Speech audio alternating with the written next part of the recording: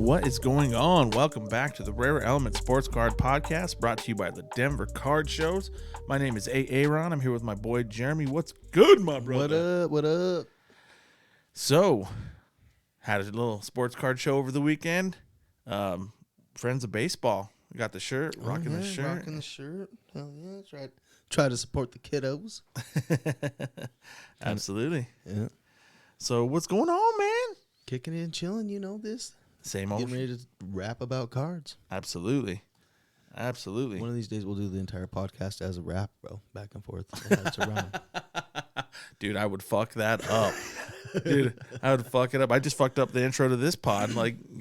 This is take 2. I don't have rhymes. I don't think I have any freestyle skills. You didn't ever stand around the campfire in the late 90s busting flows? I tried. I tried. I made a fool out of myself. I was better at talking shit to people, like making fun of them and almost getting into fights around that campfire. I mean, everybody thought they sounded amazing, so. I know. The fucking Skittle from your friend group. Yep. Oh! It's like, dude, I'm so glad YouTube wasn't around back then. Bruh. Oh, my Or God. just camera phones. Oh, it'd be so embarrassing. I would have so much fucking terrible footage out there. Yeah, that would have been lame. Oh, shit. But you want to jump into the pod? Yeah, fucking A. All right. So our podcast is made up of 3 elements. Our first element is going to be cardboard, which is sports card news. We're going to fucking hit it up with some wiggity wax, and then we're going to finish it up with some sports. You ready to rip that fucking shit, dog? Rip that shit. I appreciated the little flick there. That was pretty nice. Speaking of the 90s, Yep. I used to do that shit all. It back. Fuck yeah. Our first topic under the cardboard this week is about a Denver LCS. It's Mike Stadium Sports Cards. Apparently there was a kid that lives in the Denver area, and his house burned down, and all his collection, like all his cards, got smoked in the fire. And they were cards that were passed down from his grandpa, and it was a pretty big collection apparently. And so word got out, and Mr. Mike Fruitman, who owns and runs the Mike Stadium card shop, he brought the kid in and hooked him up, dude. He let him do a shopping spree in the store and just go through and just get all these different cards and get a bunch of stuff that he wanted. And dude, it's pretty fucking awesome. Yeah, they gave him some auto jerseys and shit too. And, I think it was a Jokic jersey or some. It was some Nugget, I want to say. It was either Jokic or Jamal Murray. I can't remember. Nice. But he hooked him up with that too. Dude, what are your thoughts about this? What do you think? I mean, yeah, that's cool. Good on him.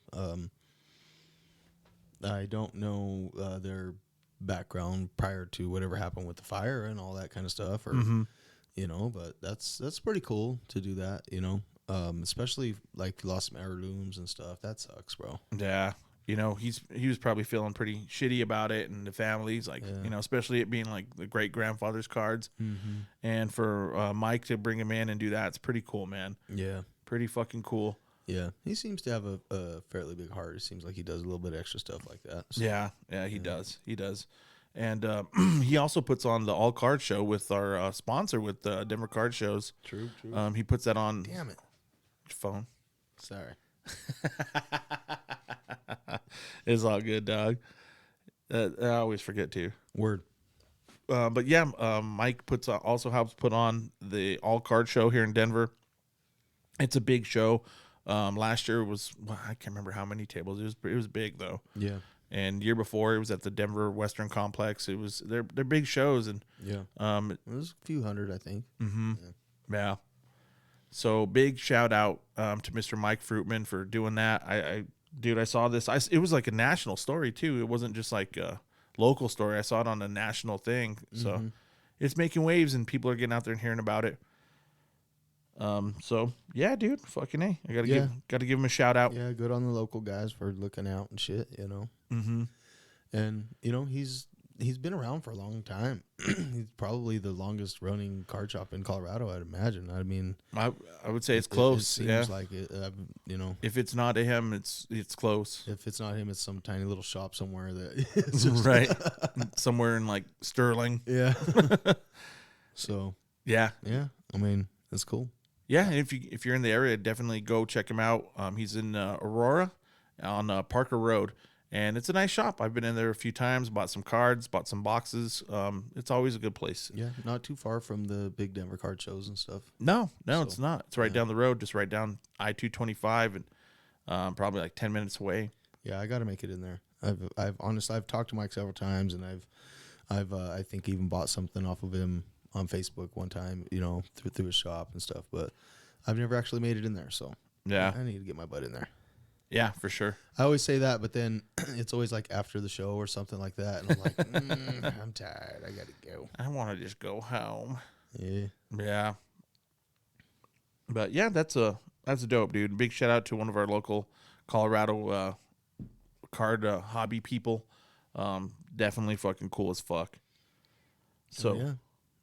I mean, I could burn my house down. I'm just kidding.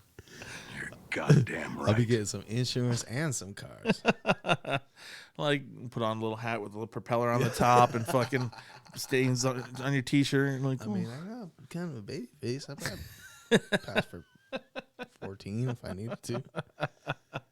Make sure I trim all this gray off the sides. oh, I know. There's a little JFM on there. Some just for men. Just for men.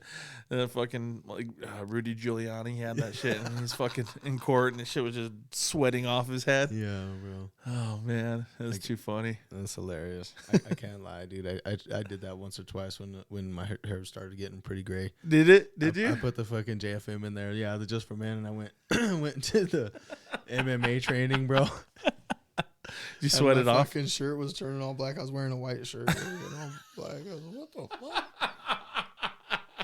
Oh, it was fucking embarrassing, dude. Oh no! Leaving little smears on the mat and shit. Oh, dude, that's funny. That is funny. Yeah. Oh man. That's pretty much when I stopped trying. That shit didn't even fucking barely work anyway. No. It's like, yeah. The gray hairs are too fucking. They're like dense, dude. They don't fucking absorb that shit. Don't they got a fucking bulletproof vest on? Like, I just shave them off on the sides. Own a hat. You can't see that shit. No, that's what hats are for. 100%. That's why I wear hats. I cover up all my white hair. Oh, that's too funny. But yeah, we'll move on. We'll Good for Mike, bro. Yeah, for sure. Fucking A. That's a cool fucking thing to do, bro. Really is.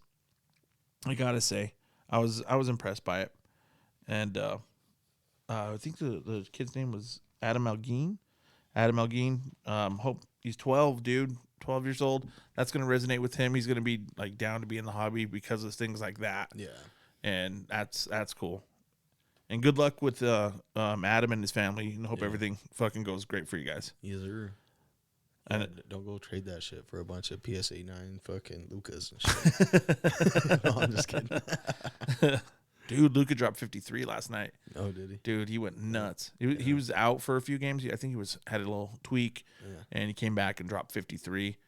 Started talking shit to one of the Pistons coaches. Like, it was like, fuck yeah, Luka's on fire. He had a little fuck the fans. He had a little fuck the fans. A tweak. I got to sit out for a few. They're all, fuck the fans. They're giving all the NBA players a hard time for sitting out games right now. You know, he had the fuck the fans injury. Yeah. I paid $800 to come watch Luka ride the bench. I flew all the way from fucking Florida to see Luka. Yeah, that sucks. That does suck, dude. I went, and I went and I got some Nugget tickets one time. Excuse me. And I got it was like a 10-pack or some shit like that. And you got to pick out all the games. It was like 10 games for whatever the fuck it was, X dollars, $500 or something like that. And you pick the games. And I was like, fuck, that's dope. There was a few games you couldn't pick from, but the LeBron game, when I think he was with Cavs, was on there. I was like, fuck yeah, I'll pick that game. We'll go watch LeBron. You know, like fucking, no matter what shit we talk, that's fucking LeBron. It's you know LeBron, what I mean? yeah, fucking, yeah. I talk shit about Kobe too when he was playing, but fucking, I'll go watch that motherfucker. Chance to see a legend, bro. Yeah. So that's of course one of the games I picked, and of course he sat out that game. There was a lot. I mean, I only paid like a bulk ticket price kind of for all of them, so I didn't like overpay. I mean, it was kind of factored in, but like a lot of people who paid for that, they were pissed, dude. I bet, dude. And he wasn't really injured. He was just taking a day off, sitting there in his suit, and fucking chilling, eating some nachos. Yeah, it's kind of lame. That does suck, dude. That sucks. Yeah. I'm pretty sure the Nuggets ended up winning, which was cool because LeBron didn't play. Yeah. Yeah, for sure. Jokic has been taking a lot of games off, too. Yeah, that's what I was saying. They were giving him a hard time for that, too. I saw an article that said the Nuggets are finally going to the dark side and screwing over their fans. By, what are they calling it? Load management. Load management. Load management. I find your lack of faith disturbing. I got a little something to be cool. Oh, no. Yeah, just chill out. It's like, oh, don't worry about it. Just fucking chill, man. Yeah. We got you. Go fucking play some video games or something. A little load management. Yeah. Make it happen. I went to that Avalanche game over the weekend, and I was like, they had the starters come out, and McKinnon and McCarr weren't out there on the first opening line, and I was like, oh, fuck. That's what I wanted to see the most. Yeah. And I was like, oh, man, it's going to be a fucking load management night. It was the game before the All-Star break, so I thought they might rest them and, like, not get injured right before the break. And then they switched out, and so the next line came in. It was all the boys, and I was like, oh, okay, fuck. They just didn't start them. Yeah, they just didn't run out on the opening ice. And I don't know if they do that all the time, but you would think they would start them out there. Yeah. But, yeah. Avs won 4-2. Fuck the Blues. Word. Fuck Bennington, you fucking piece of shit. Dude, their goalie is a bitch. Like, he does that shit all the time. Like, he just, like, always starting shit with people. He knows that they can't touch the goalie, so he, like, pushes that envelope, and he fucking hit one of our guys, and it was a big old fucking thing, dude. They booed the living fuck out of him. Oh, that's awesome. Yeah. He skated over to the bench area, and these guys were sitting behind the glass, and they're like fucking just chirping right in his face. It was so great. Fun. But yeah, it was fun. Abby's won. That was dope. Go Abbies. Is there? But we'll move on. We'll move on to our next topic under the cardboard. Let's move along, sir.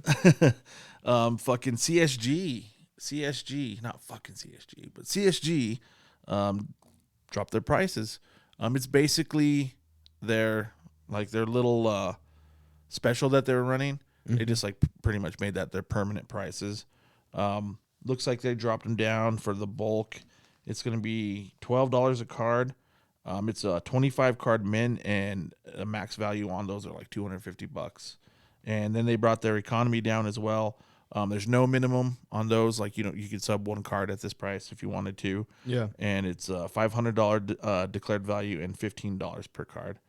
What are your thoughts about CSG, dude? Do you think that if they keep their prices low, do you think they could still be competitive in the fucking with all this shit?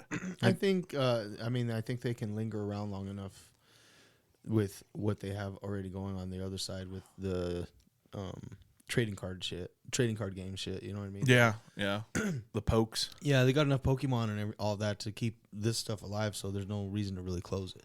They're already grading cards, so you might as well fucking keep it going. You know what I mean? So is that going to make them any more relevant to us as the collectors or whatever? I don't know. Maybe not, but I don't see them closing or anything. Yeah.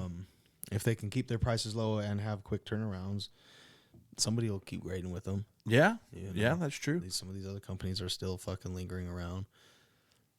I've been hearing and seeing a little bit of FCG slabs, you know what I mean? But not like enough to make me really take them too seriously, but they're hanging around, you know? So, HGA is like, they're falling off. I haven't hardly even seen any of them or anything. So. I haven't either. Yeah. Like at the shows and stuff, less and less and less. I'm seeing more of these there other companies. There was that companies. one little burst when they like caught up. And then that was about it. Yeah. Yeah. And I'm starting to see more CSG slabs out there. It seems like there's quite a bit of them moving around. So they're still, fourth place when it comes to resale value. Yeah. So even outside of TCG, I'm not even positive how they sell TCG wise compared to PSA or Beckett or any of the others. Yeah.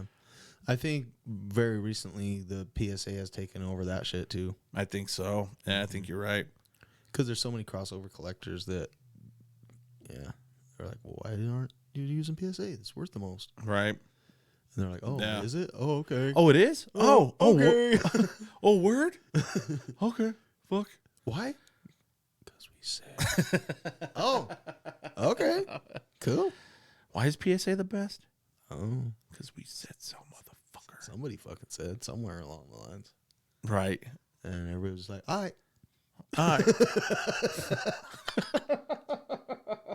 I bet. That's true. It just seems like that. You know, it really does seem like that. There's no like real reasoning behind it. They're not any more accurate than any of the other grading companies. They're not any more like they're not faster for sure, and they're not like They're just more of them, I think, is all. Maybe, at this point, and because their prices were so low on that bulk with that $7 shit that for the longest there. Yeah, more people have them, so more people have to root for them, I guess. that might be true. I don't know. That might be true. And then now, especially, fucking millions and millions of slabs out there in PSA. You know, I know the set registry is a big deal to some people, and now that I've looked at it, it makes a little more sense to me. Like as far as like, when you're trying to build the set and stuff, I guess, and like if you want to try and make sure you have the best set of everybody or whatever. But I don't know. it makes sense because like people like to flex, Yeah. and that's a way to flex, kind of. Mm-hmm. It's like, oh, I could compare my shit to yo shit. Oh, my shit's better than yo shit. And they even have it set up to where it's almost like a game where you get like points versus other people's sets Really? and shit. Like No shit. so, like if the average across everybody's set is a 9 and you have a 10, you get like an extra point. I'm winning in points. Not exactly how it works, but yeah. Yeah. I don't know. I don't think I would ever fuck with the registry. Yeah. I don't collect like that, I guess. I just collect a few players here and there, you know, and gifts and stuff. Oh, speaking of, I'll bring that up during the Greeley show recap.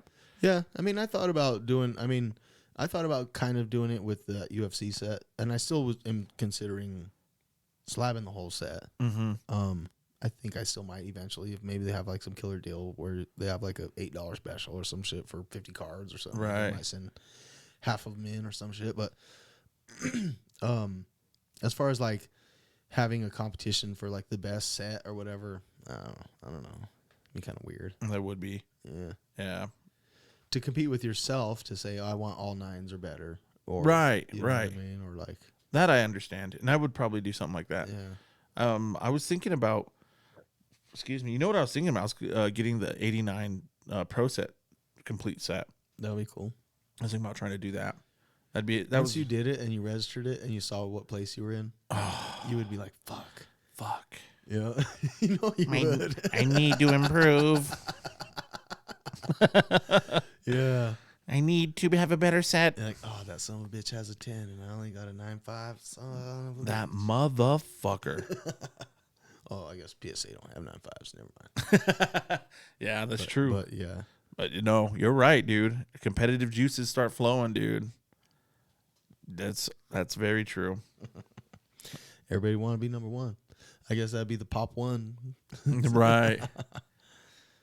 Pop 1 set. Now that you say that, I'm already starting to go like, I need to do that. I need to fucking do it. But what's crazy too, or what's kind of cool, I guess too, is they break the sets all the way down to rainbow by player by whatever. Like, so it's not like just you have to collect the entire set. You can fucking collect all the golds or all the whatever. Right, you know what I right. mean? Yeah. Fucking, and so I don't know. It's Subsets inside of the sets. I could see it being kind of cool, but it could be kind of expensive too. Yeah, for sure. It could And get then that's pricey. just more incentive to keep sending them more cards and fucking trying to get that grade. I got you. I fucking, I got that motherfucker. We got another one. We got another one into the registry. That's smart. It's smart business. Make it a competition.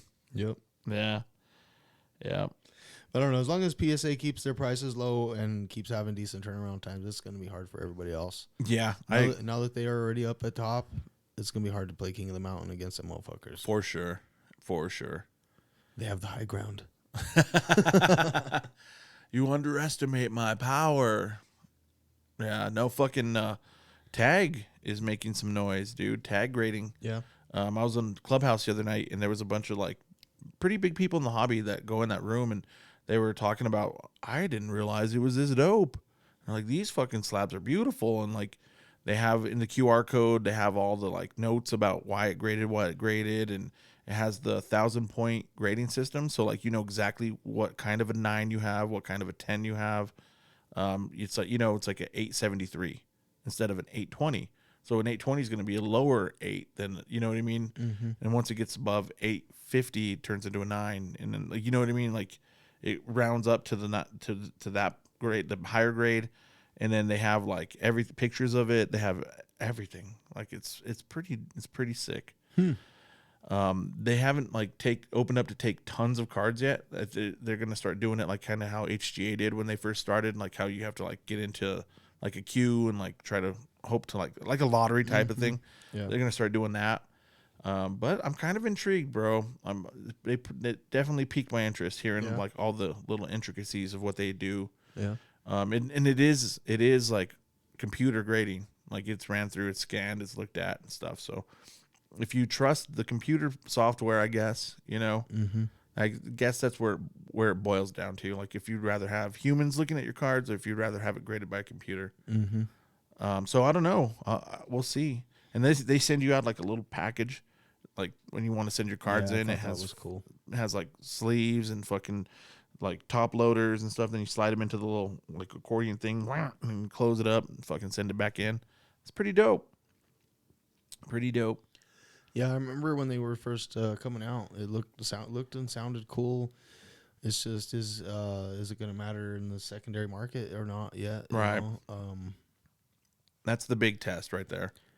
Yeah, I think if they would have came out when all the other shit came out, they would have fucking definitely had a better chance. But yeah, we'll see what happens. I'm curious too to see where they go. It'd be cool. Yeah. I was bidding on one of their slabs the other night on eBay. Yeah. And I didn't win it, of course. I didn't think it was going to go as high as it did. But it went pretty, I don't want to say just like PSA fucking comps, but pretty close. It was SGC-ish. You know what I mean? Yeah, the first few probably will, I would guess. Mm-hmm. People want to first to market, you know. Yeah. But Yeah, that's true. we'll see. I don't know. And the slabs look nice. They're clear. And like the labels look like they're etched almost. I don't know if they are or not, but that's what they look. They look like they are. But yeah, we'll keep an eyeball on Tag. They seem like they got some things going on. I thought that that was part of what they said. It was like laser etched in there. I think so. Yeah, I think you might be right. Dang it. Sorry. It's all good, dog. Taking another sip of Coldie. The Coronita, the baby ones. You got the little one. You got the wee little one. Dude, I could drink about 92 of those. Jesus, bro. Yeah. Yeah, we used to go, I don't remember. It was one of the pool halls, and they would bring buckets of those. Oh, yeah. I think it was like 5 of those in a bucket for like $5 or some shit, bro. And it was, yeah. That's quite the deal. Our fucking table was just filled with buckets, bro. There's all kinds of empty glasses glistening in the lights. Yeah, it's like, can you bring me 92 Coronitas, please? Like 7 ounces, like barely more than half a beer. Yeah. I was like, I remember when I was a kid, we sent an older than us to the liquor store to go buy them. When I say kid, I'm talking fucking probably 18. right. Sent one of the older friends to go buy them with our fucking money. He brings us these fucking back and fucking took off the fucking change, dude. And we're like, what the fuck is this shit, bro? I could pocket an extra few bucks. He fucking off of us. he Yeah. charged you for the tallies. Yeah. Yeah. Motherfucker. God damn it. Man, let's jump. I'm pretty sure that was the first time I ever saw him. First time you got introduced to him, you were getting He fucked. just dropped him off and bounced. Damn. That is a pro move right there, though. It's like, I got these suckers. It's like, I'll be able to buy my own 12-pack of Coronitas. Yep. Oh, shit. But we'll move on, bro. We'll move on. We'll move to our third topic under the cardboard, which is the Greeley show recap. Friends of Baseball. It was a show that you were able to go up and set up and put a table together and go sell some cards, and I was at the Abby's game, so I had to miss it. But Oh yeah, poor you. no, I had a great time. Abby's game, Brazilian steakhouse. Yeah, it was a like a workers appreciation thing that they did for us at work. It was pretty dope, dude. I gotta give them. That's cool as fuck. Yeah, I gotta say it was cool, and the owner of our company even bought us a bunch of drinks, like buying beers at the Avs games, like, and those motherfuckers are $14. Yep. $14. Jesus Christ. I was like, God damn. As soon as I got there, I was all amped up. I saw the beers were $14. I was like, yep, spend $150 tonight. 14 bones. Were they tall cans at least? Yeah, they were 20-ounce cans, but yeah, they were steep. Yep. Yeah, but it was a good time. Fucking A. But anyway, I wanted to try to get up there. I was like, maybe I could sneak off after the game. And I was like, I don't have enough time. But how was the show, my friend? Shit, it was fun, bro. Fucking Doug and the Friends of Baseball did a fucking amazing job. It was a hell of a show. For breakfast, they had Tim Raines there as a guest speaker. Excuse me. And it was like a benefit breakfast. I think it was they charged $20 a plate. And you get to have breakfast and meet Tim Raines, and a lot of the kids had gotten autographed baseballs and everything else. I think they charged the adults, but I think they let a lot of the kids get autographed balls. And yeah, it was cool, man. And then once that breakfast let out, then everybody came, checked out the show, bought a bunch of cards, whatever, and then they had the Clint Barmas baseball clinic. Oh, right nice. after. So Clint Barmas is most people probably don't know him outside of Colorado, but he was kind of a World Series hero, or well, the year they went to the World Series, playoff hero, I guess I should say. Yep. So, they had the kids baseball clinic for that, and that seemed to be a pretty big deal. One thing I did notice about that kind of made me chuckle was it's a kids sports are totally different than they are now than they were when we were kids, bro. These kids were rocking these fucking bags, bro, like a big gigantic luggage bag full of fucking gear, bro. Yeah. 4 bats, probably 3 gloves, half a dozen balls or more. Like, dude, and they're rolling in with this big gigantic thing, dude. And I was like, my first thought was my dad would kick my ass if I had a rolling fucking bag. You were like, carry that, you fucking pussy. Better pick that bag up. And then I was like, damn, 4 bats, dude. I was lucky if I had a bat and a glove, dude. Like 100%. Yeah. If I had a bat, it better last me a few years. Like, yeah. You better not fucking lose that bat. Yep. And I was like, damn, these fucking kids, it's a different fucking world now, man. They're fucking, kind of taken care of when it comes to that shit.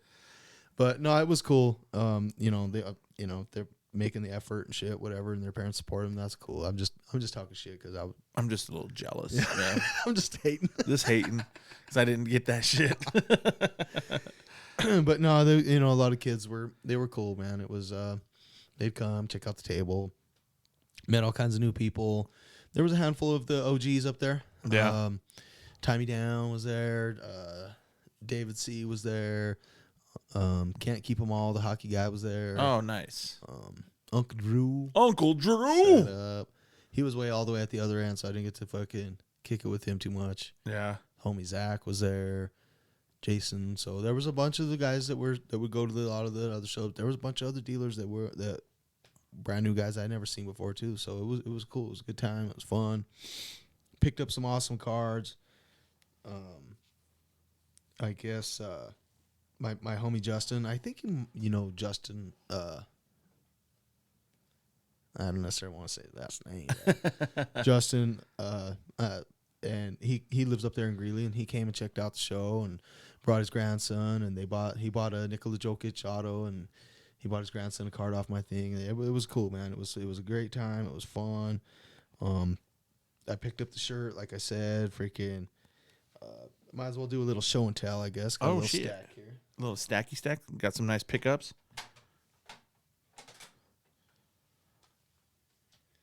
So I picked this one up from Doug, who put on the show. This is my last minute pickup on the way out the dough. I don't even think I've shown you this one yet. So. Oh, dude, that's sick. Is that your Don? Yeah, the Jordan autograph rookie at a 25. Damn, that's dope. Pretty sweet. Pretty clean. So Yeah, baseball was probably the most popular thing. A lot of, it was baseball. Right. Thing. Friends of Baseball show. And yeah. that area is like hardcore for baseball as it is too, especially like youth sports and baseball and shit. So Yeah. pretty much. I mean, I sold a lot of UFC though too. Speaking of UFC, this was a gift from the homie over. There we go. Over at Milestone. Tony hooked that up. Stayed right. And they got this at the Beckett Industry Summit. Oh, nice. And so I guess they had Jorge Masvidal and Dustin Poirier, and you could just stand in line and you could get one or the other autograph for free for attending. And they would sign it for you and give it to you right there. So this was in person on this card. It was like done by Panini. Nice. So kind of cool. That's real cool. It's on card. I love it, man. It's going right into the PC box. I appreciate that, homeboy. Jorge Masvidal collects cards too. Yeah, he's actually into cards. He's done breaks and shit. So yeah, that makes it kind of even cooler. So fuck yeah. He's actually got a fight coming up too. So against Gilbert Burns supposedly. So we'll see how that works out. That's supposed to be Gilbert Burns a bad motherfucker. So let's see what happens. Let's see. Probably. Oh, and then let's see. We got pick this one up from Uncle Drew. This one is. It's always good when you score some herb. Oh, nice. A herb score. When you get a nice herb score, you know. That's cool. It's a on card. This is that set that he's always talking about, the 2001 Topps Archives Reserve. He's going for all 9 5s, and this one's not good enough for him. No, I see. I'm just kidding. I see. But it's pretty dope. Herb score. I need a 9.5. Yep. Anytime you get a herb score, it's a good day. You're gonna get nice and high. This one's pretty fucking sweet. OBJ RPA with the Nike swoosh. Oh, that's real cool. So that's kind of cool. That's a beautiful Hopefully card. he actually plays for someone this year. Yeah, we'll see. See what happens. I think he's not getting kicked off of airplanes. Yeah, there might be a little bit of hype at the beginning of the year where hopefully he might be able to squeeze that out, but we'll see what happens as soon as he signs with someone maybe or something. Yeah. I bought that off of a young kid who was just trying to kind of make his first deal, and it's weird how the reverse magnet was pushing it off of there. That's a nice card though. But yeah, it's a cool card. The Nike symbol, the Nike swoosh on there, and it's like, that's pretty cool. Probably my favorite pickup from the show, though, is going to be this bad boy right here. Kaboom. Kaboom. Pick that bad boy up. In a nice package deal. Bunch of Broncos autos and patches and a nice stack of value box fodder. But this Kaboomy, I don't know. It's going to be hard to part with. It's probably going into the box for a while. It's going in the PC box? Yes, sir. Damn, that's sick. Whoo-wee, that's beautiful. And this was part of that same deal. Justin Simmons autograph on card out of 49. That's sweet, dude. That one might be a grader too. Yeah, it's pretty sweet. It's pretty clean. Yeah. Now this one, that's dope. Not too many people are gonna know about, bro. And I think you're gonna fucking totally appreciate this card as much as I do. Can you see who that is? Nobody else is gonna fucking know. Corey Sperry, yeah. He was from Pueblo. Pueblo, yeah. He was born in Pueblo, and he played for, I guess, outside of Colorado or Pueblo. The only people he played for the Chargers for a few seasons. He did score an NFL touchdown for the Dolphins, and he even signed with the Broncos for like a month. And he signed signed with a few other teams, but he never played again. Nice. Didn't he play for Pueblo County? Yeah, played for Pueblo County. So yeah, I mean it's one of the few NFL players that were from Pueblo. Dutch Clark is another one that I've talked about a few times. I forgot to bring that one in. Darn it. I actually picked up a Dutch Clark card recently too. It was just an old vintage playing card with Dutch Clark on it, so that's pretty cool too. But I don't know. I got this from Uncle Drew too. He's a big Rams fan. Oh yeah, that's right. He's a Rammy. Yeah, Uncle Drew from up in that area. So he's a big CSU fan. So he has all kinds of cool CSU cards, and he's always hooking it up with them. Yeah, fuck yeah. Nice, dude. Oh, and Uncle Drew sent me a care package of New York Yankee cards. Hell yeah. Appreciate that, my brother. Always looking out. Absolutely. Nice, dude. It was a good show.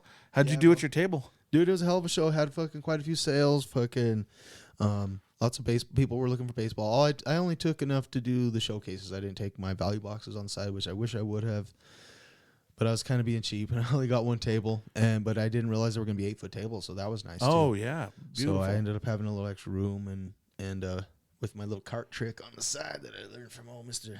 Dennis, little free table space. I would have had plenty of room, but I didn't feel like it was kind of nice not loading up all those boxes at the end of the day. I will say that. That's for sure. Yeah, absolutely. But I took a little long to get out of there. I was planning on leaving at 4, but kind of got caught up just bullshitting with all the homies and shit. And the show was actually supposed to end at 6 because the baseball clinic didn't end until 5.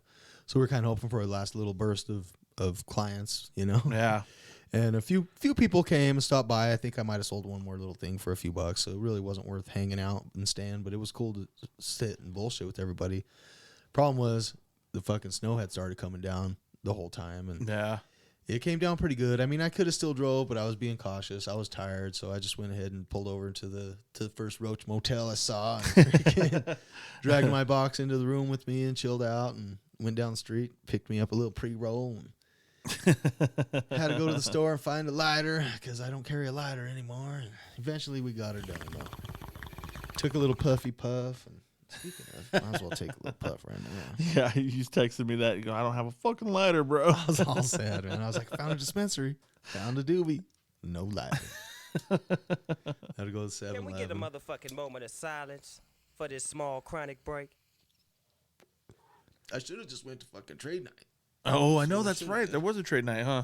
I should have just went straight to trade night from the show, but I was going to try and drive home, and I made it a couple miles. I actually ended up in Evans, I guess, which is part of Greeley-ish or whatever. It's all connected. Right. I guess where I ended up actually staying was in Evans, but I was like, oh well. I should have just went to trade night and had fun and then stayed the night.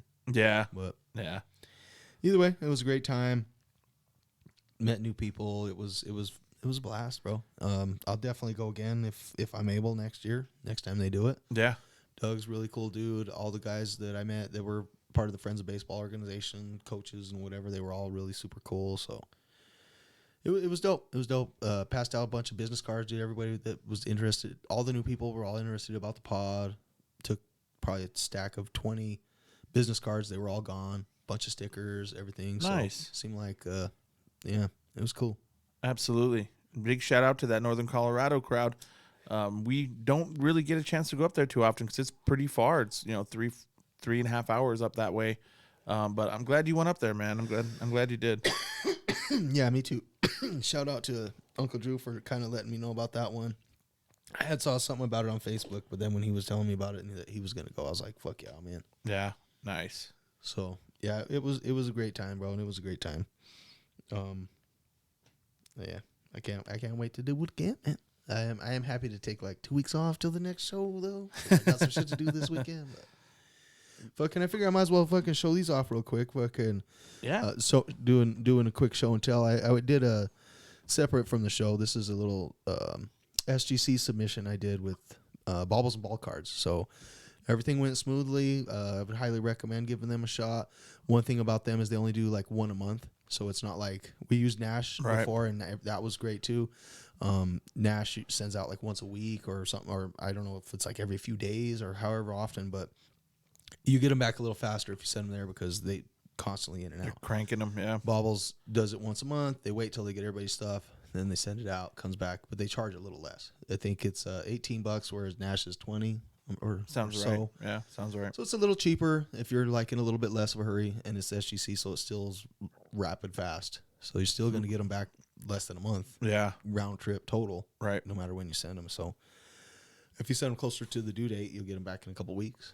So Nice. It was good. I was pretty happy with my grades. I got some fairly unique stuff. These are just a few of the highlights. I sent like 16 or 18 cards, but probably one of the coolest ones right here is the Topps Giant 1964 Topps That Gigantic card.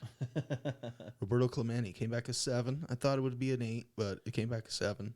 So it's still pretty dope. It's nice and centered, clean card. Yeah, that's very centered. Really Hell unique, old card. So I don't know. I thought it was pretty cute. Yeah, that's dope. This bad boy right here is really cool too. This was one of my favorite ones. It's just really cool looking card. It's old school, centered. It just looks like an old baseball card, bro, and it's dope. Yeah. Any Willie Mays Willie is a Mays, good. 6. I guess I was trying to hold it better in the camera. There we go. Steady. Right there. Bam. So, yeah, it's a 1961 Topps Willie Mays. Pretty legit. And for those of you just listening to the audio, these cards are dope. Oh, yeah. Go I always forget that now that we have the YouTube. If you're just listening to the audio, go to YouTube, motherfuckers. Oops. That's a good way to get people to go to YouTube. Make sure you go check these out on YouTube, you guys. That's right. They are actually pretty cool, and I posted a few of them here and there on Instagram and stuff. But I need to try and get a little bit better about that too. But so also. Probably my funnest one out of all so of it sick, dude. is my Grogu. And I've had several people trying to hit me up about this bad boy already. But, man, I sent it with total intention of being PC. But so many people are like, want it. And it's actually a Pop 2, which I kind of thought it would have been a 1. But the colors on there, just the way it's got that old school refractor pop to it. Mm-hmm. You know? Mm-hmm. It's the finest seems like it does, too. I like the finest refractors. So... That's cool. It's fucking cool. Very cool. I had a feeling that might even get a pristine when I sent it, but no, it didn't. And I was looking at that set in the pop report, and there's not a single pristine from the whole set. In it yet. So there's not a ton. There's like 1 or 2 cards from every card in the set graded, so there wasn't a ton. But damn, that's badass. Probably, I don't know if it was my biggest card out of the whole thing. It might have been. Is probably this one, and I was sure hoping for a 9. I was kind of counting on an 8, and may try a PSA because even as an 8 in PSA, it'll probably be worth a little more, which sucks, but it is what it is. Mario Lemieux rookie Topps, so that came back at SGC 8. Pretty clean grade still for that era and age of a card. It's just a thin paper card. You know, I think the back edges are a little soft, maybe a little. I mean, you're probably not gonna be able to see much of that on the video, but. It's a hell of a card. It's beauty. Yeah, it's dope. That might end up in the semi long-term flip PC for a while. Yeah. I might throw that in the box for a couple of years. We'll see. It is still just a paper 80s card, so that makes it a little tougher. But yeah, they didn't print hockey cards like they printed everything else. Yeah, so. Yeah. Super Mario. Hockey's a little undervalued, and I think he's undervalued because he's kind of like number 2 to Gretzky, really. Mm-hmm. And the gap is like insane. It is number wise for sure. Fuck yeah, but he was great. Super Mario was great for a long time. Yeah. So did I hand you that one? Sorry. No, it's all good. I was being stingy and not showing all the teeth. It's all good. But no, they're fun stuff, man. I've over the last couple of weeks, I've had the opportunity to pick up some pretty cool stuff, and I really like. You know, I'm pretty stoked about a lot of the stuff. We got our PSA stuff should be coming back pretty soon. It's in the stage 7 of 8, so nice. I'm guessing 8 is shipping, so it should be shipping any day, I would think. So don't get caught slipping around this year down, dude. Like, I mean, I was looking at it. It's pretty dope. It's pretty clean. It's pretty clean. Dope. It's out of 25. It's out of 25. There's like one softish corner, barely, not even soft, like a tiny little bit of white you can see from the back, and it's not perfectly centered, but it's definitely within the 60/40. Mm-hmm. Pretty cool. This one's fucking cool though too, bro. Yeah, Pueblo kid. If you know, you know. That's cool. So fuck yeah, I love that kind of shit, bro. Absolutely. A fucking $5 card. No way, not even a $5 card. So yeah, absolutely. I'm gonna enjoy that just as much as a lot of the other fucking big shit. Yeah, pretty cool. Nice, dude. Nice little show and tell. Yeah, no, that was beautiful fun, cards, dude. It was a great show. Anybody that was there. And happens to be new listeners of the pod. A lot of people said they were going to check it out. Nice to meet you. Yeah. Welcome. Welcome. Absolutely. So dope. So I think it's time to do a shot, dude. Fucking A, I've been staring at this going. Fucking staring it down. Just do a little shot. Word. Here's to you.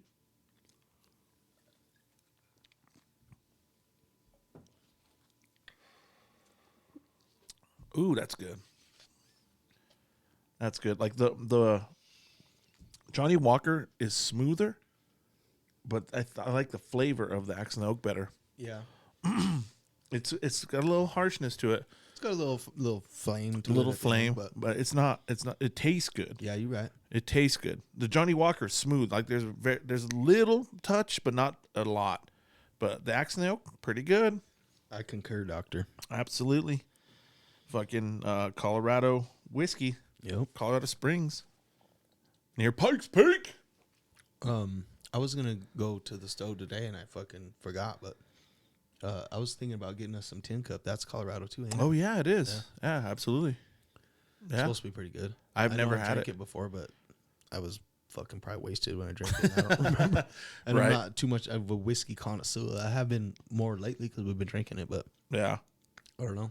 It's supposed to be good shit. Yeah, we'll check it Might out. try that one next. Absolutely. Absolutely. But you want to hear a little word from our sponsor, sir? Fucking nice. All right, here's a little word from Denver Card Shows. This podcast is brought to you by Denver Card Shows. Come find your grail and chill with some of the dopest people in the hobby. For more information, check out denvercardshows.com.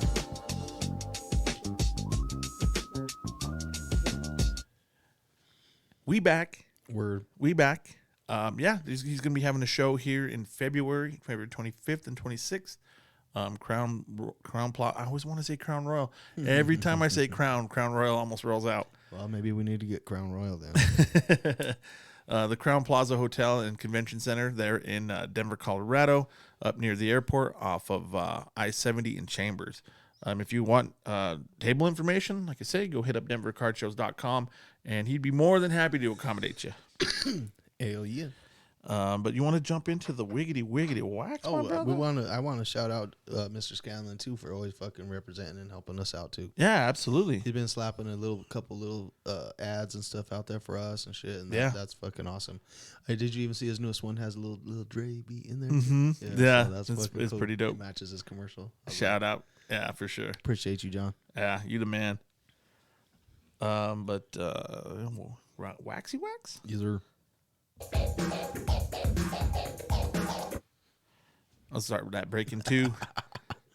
Did you hear in that Shannon Sharp apology that he was like on his show when he's talking about when he flipped out in the Laker game, and he just like thanked this guy Turbo. Just like or not thank but apologize. I want to apologize to you, Turbo. And I was like, I listened to the Denver radio station and they were playing that. And I'm like, who's Turbo? And they were talking about it, and I was trying to figure out who it was. And they have a text line, and people were texting. And I was like, Turbo from Electric Boogaloo. Raking 2, but now so every time I think of that, I hear Turbo. Fucking guy. But our first topic under the wax this week is about 2022 Topps Gilded Collection. It's new. It's a new set by Topps. It's coming out on the 1st, which is tomorrow. So when you're hearing this, it'll be today. Word. But Topps Gilded Collection, it's kind of like triple threads ish, kind of goldy. It's like a combo between triple threads and like gold standard kind of. It has like gold and like different things. It looks like they have a 150 card checklist, 50 vets, 50 rookies, and 50 legends, which I think is a good balance. Yeah. That's a solid balance. Mm-hmm. It looks like they have they're gonna have kind of like a Allen Ginter type of thing, where they're gonna have like pop culture icons in there with the autos. A set of 101s are called cut signatures. Mm-hmm. They're gonna have athletes, of course, baseball players, and pop culture icons, and like historical figures. Like how they have the cutout autos and stuff. I saw one. It was Ernest Hemingway. It was pretty cool. I don't know, dude. What do you think about these this collection? Did you get a chance to check them out? No, but I was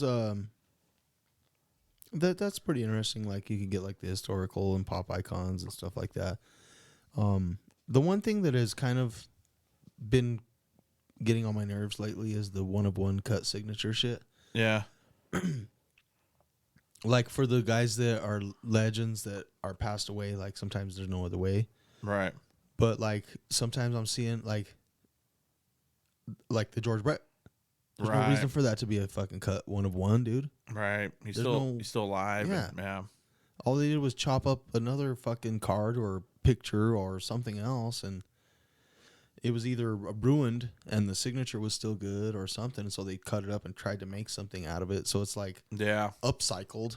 Right. You know what I mean? That's not special. Yeah. That's like recycled, dude. That's like, I don't know. It's cool. Don't get me wrong. It's still tight. Yeah. But it's not like, oh my God, it's a cut signature. Like of George Brett, who's still alive and signing cards. Yeah. Yeah. Most of the time, the cut signature are like old checks from guys like Babe Ruth or Lou Gehrig or some you know what I mean? Yeah. Like, yeah. And that's the only way to turn it into a card, because it's cut like a signature on a check is kind of lame. It's cool. It's their autograph, but like, it's not the same cut idea. That up and put it into a card. That's kind of cool. You know what I mean? Like, it's a little cooler. So that's where that shit came from, and that's where it should fucking kind of stay, bro. No, like, I agree. You know? Yeah, I agree. That's 100%. And I hope they're not fucking chopping up anything cool to make these fucking cards, bro. Right. I hope it's a fucked up picture. You know what I mean? Or something like. Like if they like when they chop up like game used bats. Yeah. Like a Honus Wagner. I saw one the other day. It was Honus Wagner bat, and I was like, oh. Yeah. You're chopping up a game used Honus Wagner bat, and I get it. It's still cool to go in the cards, and I would love to have one. But it's like, oh, that bat, dude. That's like historic kind of. And I guess it goes into the card, which goes into memorabilia type of genre and, collectible stuff too. But, man. Yeah, I feel you. That kind of hurts a little bit. I'm a little bit like that too, yeah. And maybe it was something that was broken or damaged in some way, or... Yeah, that's true. Burnt in a fire on one end, or, you know what I mean? And they salvaged it somehow, or... I hope they didn't just take a fucking badass bat and chop it up. It was all bloody from him beating the shit out of some bear in the woods. Or when they do, they take and they'll cut the barrel and they'll make a card out of that, and then they'll cut the knob and they'll make a card out of that, and then you know what I mean. Sometimes they can get a couple barrels. Sometimes they get the Louisville Slugger logo or something, and then they get the spot where it has like their signature etched into it or whatever. It's not their autograph, but it's like the engraved kind of whatever. Right. The design so of the sometimes map. they can make a couple barrels out of it and the knob, and then chop the rest up. But yeah, it's still tough. For modern guys, it doesn't bother me at all. But like those guys, those historical pieces of artifacts almost, like, bro. Like, right, exactly. Yeah, that's a little tough. Yeah, like I say, I appreciate it because I'm a card guy for sure. But like it made me wince a little when I heard about that one. I was like, ay. Chopping up old jerseys and stuff. Yeah, for sure. Yeah, and yeah, they're cool, but they have the asterisk. Word. So, I mean, other than that, it sounds pretty cool. 50. I do like the split, but I am also getting a little sick of them putting fucking legends in everything too. Like in every fucking thing, bro. You know, it's like, I don't know. It's cool, but like, how many Reggie Jacksons can you get? Yeah.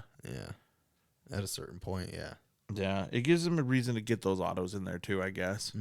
So, I mean, there's that, but like, I feel you. Like, especially with like modern shit, like Prism, In a special set like this, it makes sense, right? But when it's in just the regular, if it's like Topps Chrome, it's like, I don't think they do that in Topps Chrome though, do they? Not in Chrome, but they do it in the regular ones. But they make them like the SPs, so they sneak them in there like that. That's right. That's cool. But when it's just a common card as part of the regular old fucking set at this point, it's like that's about enough. Yeah, Panini's real bad about that shit. Yeah, they're and every set have these contracts with these guys that a lot of them are irrelevant. You know, Brian Sipe, Jesus fucking Christ, Jake Plummer. I mean, don't get me wrong, I love Jake Plummer, but but he was in Prism this last year. He's not a legend, bro.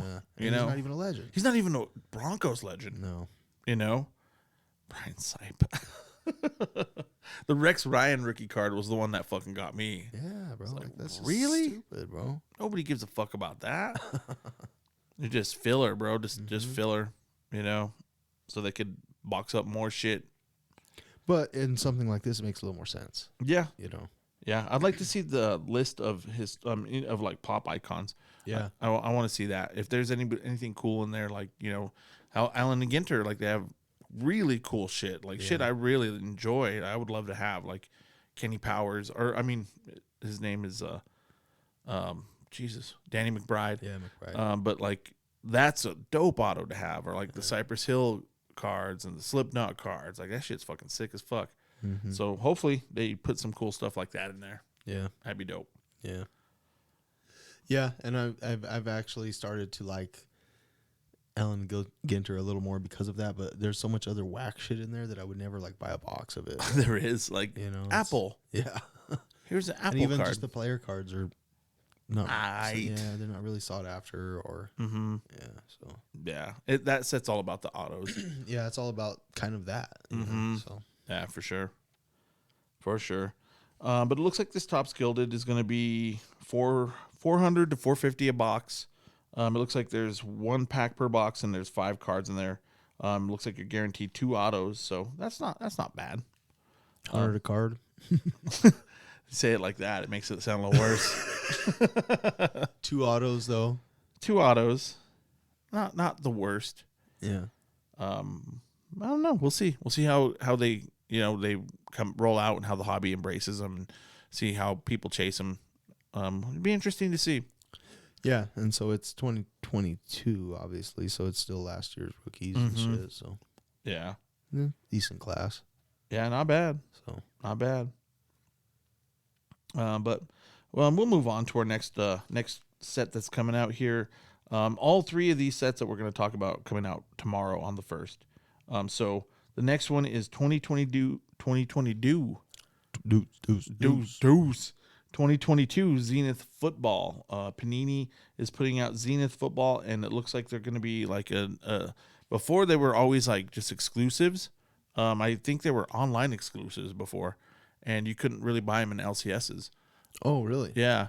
From what I was reading on Cardboard Connection, that's kind of what they're saying. And I guess like this year is the first year that they're putting them out like normal sets. They're not as exclusive, I guess, apparently. Okay. But it looks like there's a 242 card checklist, which is pretty big.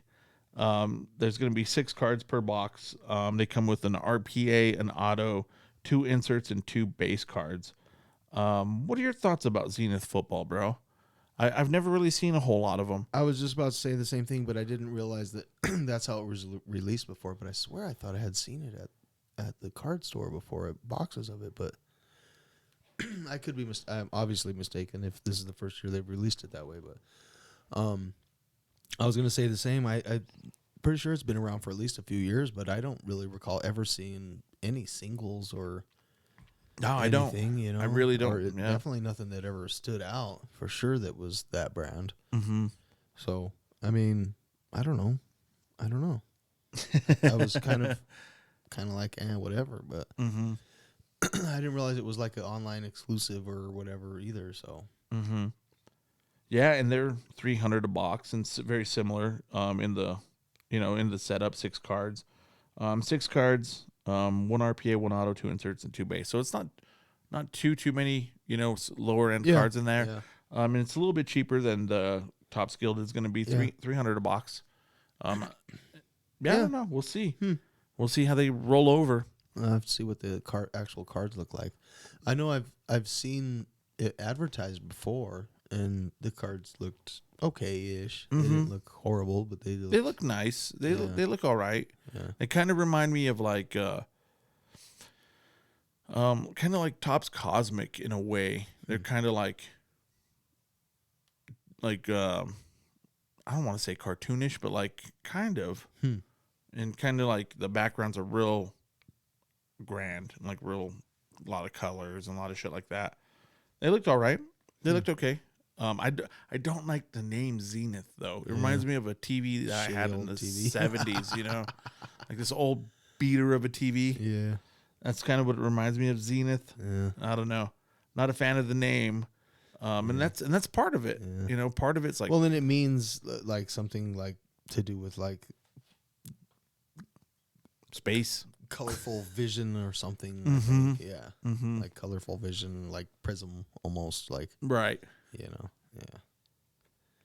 The zenith is like the brightest, I don't know. But yeah. Whatever. Has something to do with the looks, but I don't know. We'll see what it looks like, see how there's just so many different fucking sets and everything, and people just get confused, and everybody's like, whatever at a certain point, Yeah, it's true. And when you've been There's in the nothing hobby for a special while. about any of the sets. They just all look a little different. Mm-hmm. And a lot of them have the same pictures even, and it's just... That's tough when it's the same exact picture. Yeah. Yeah. You would think they would be able to get a couple of different poses. Bro, click just to a the... couple, man. like they make a photo variation, like it's something super special. It's like, it's just another picture. Well, and the thing is they have to pay for every single fucking frame, so... That's true. You nailed it. That's exactly why. Yeah, so it probably did cost them a lot to get that second fucking picture. But This card's special now, motherfuckers. yeah. But yeah, I don't know. We'll see. I don't know if I'd buy a box of it. I would, if I saw a single of a player I liked, I'd probably jump on that. Yeah. And it's 2022 football, so it's going to be like Kenny Pickett and Brock Purdy and those boys. Mm-hmm. So we'll see how it takes off, and we'll keep an eyeball on that one. John's sports card shop up in Springs just posted that they got a bunch of it, so there's some for sale. If you want to go get some, go to John's. If you're in the Denver area, go to Mike's. Go to Cheek and Dom's. Cheek and Dom's an awesome card shop, and it's a pretty awesome card shop, gotta say. Yeah, they got trade night coming this Saturday. Oh, that's right. Is it Saturday or Friday? Oh, I think it might be Friday, actually. Yeah. I think Is it's it Friday. usually on Saturdays? I think it's Fridays. Is it? Yeah. Oh, okay. It's why it's tough for me to get to them, because I get off of work at 5 and they start at 5, so that's tough. Hopefully they could get them on Saturday, one of these times or two. Yeah. We'll hit them up. It's like, man, put your trade down on Saturday, fools. We can get up there. We went. It had to be a Saturday because it was after a show. Right? Was it after a show? I'm almost positive. I don't know. I think it was after the spring show. We drove up there for it. Yeah, had to be a Saturday. Had to be a Saturday then. Yeah. I'll have to check the date. Yeah. I'll double check that date. Word. Definitely could be wrong. No, but I think it is for sure Friday this time because I thought it was weird when I saw that it was Friday. Oh. But yeah. For sure. Yeah. I don't know. Either way, whatever. I'm almost positive it is Friday now that you said that. Mm-hmm. Whatever, I could be wrong. Check it out. Go follow Cheek and Dom's. Yeah, for sure. It's a great trade night. We've been there. I've been there once, I think, and I think we both just that one time. Yeah, it was a great show, and everybody else always says how cool it is. So yeah. So if you're in the area, check them out. That'll move us along though to our third topic under the wax. Is 2022 Immaculate UFC is coming out.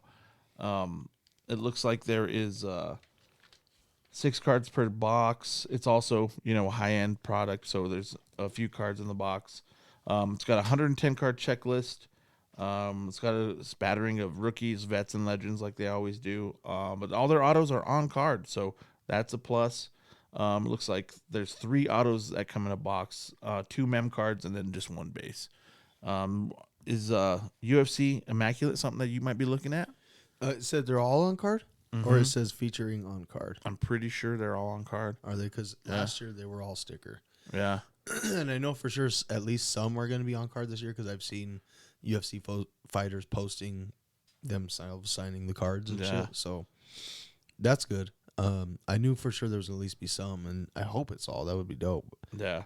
Yeah, because last year being all stickers sucked, and it was first year Immaculate, so it had to be fucking I don't even know, it was like $600-$700 a box, $680 something a box or some shit like that. So yeah, it was a little pricey.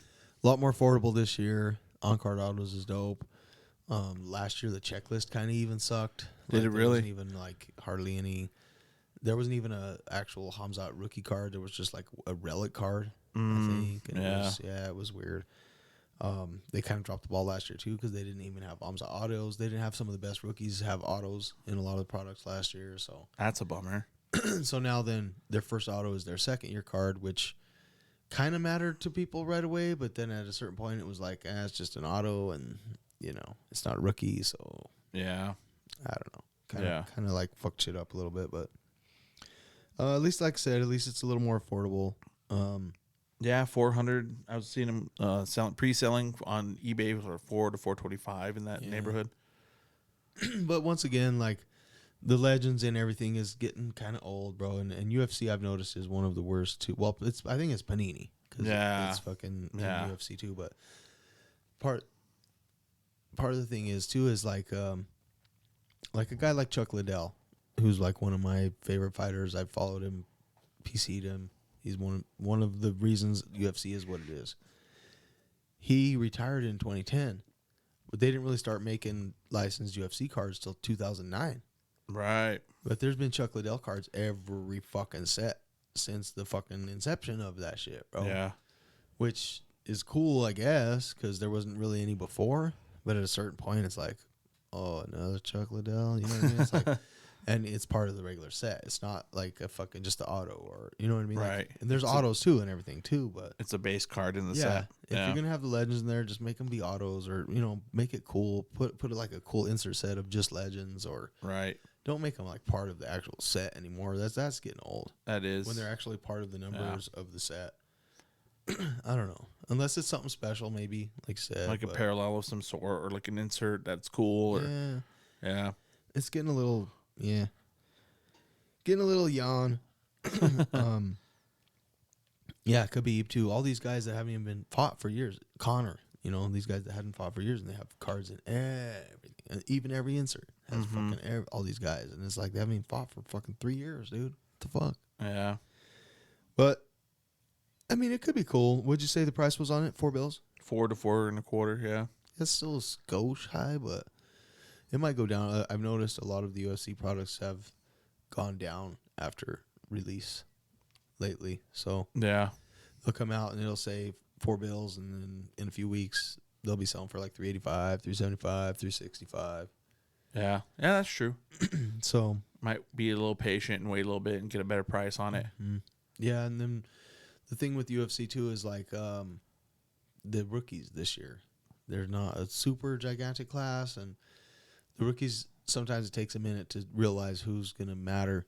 UFC's weird with rookies because sometimes guys will fight for a few years before they ever have a rookie card. And then right away, it's popular and hard. Or just like in a lot of other sports, they'll have rookies that don't necessarily mean anything, and then in a few years they're doing something. Right. So it's like, It takes a little while for them to get to their famous point. but the ones that are weird for sure are the ones where they've been around for a few years and now all of a sudden they got a rookie card. Yeah. It's kind of like old school football or whatever. Yeah. Those hard S's. Sorry, guys. I need to bite my tongue when I'm talking or something. But, I mean, who knows, bro? I've been kind of a fucking UFC crackhead, so You might crack out. maybe I'll get into a break or something. You might have to crack out a little bit. Go buy you a teener. Fucking snort that shit. Speaking of snorting shit, have you heard of the cocaine bear? Yeah. Is it out? No, I don't know. I don't think know if it's out I yet, think but- it's coming real soon though. Yeah. Dude, The that's movie? it's based on a true story. Yeah. I guess like back in the 80s, they used to like drop off they used to fly the airplanes over and drop the coke out of the planes, and they would come driving up and and pick it up and fucking be out.